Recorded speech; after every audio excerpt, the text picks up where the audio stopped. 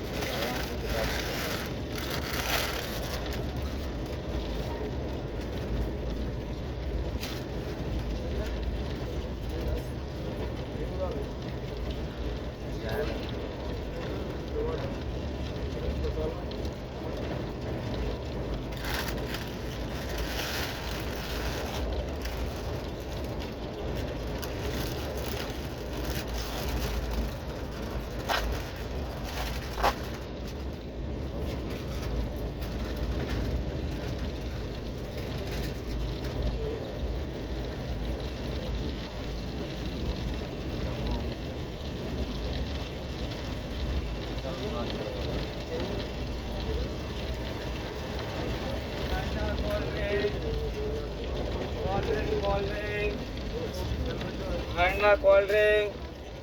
आना तो ले लेना बाद में आना कोल्ड ड्रिंक हो जाएगा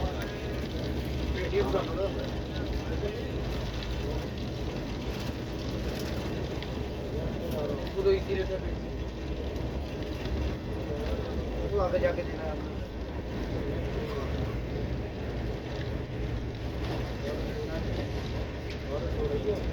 रेट उसकी हरियाणा में तो हम लोग का 11 नहीं हरियाणा में तो ब्लॉक कर दिया नहीं चालू कर रहा है आपको पता नहीं चल रहा चालू किया थोड़ा देर हैदराबाद से भारत में एकदम जहाँ हो जाते हैं मतलब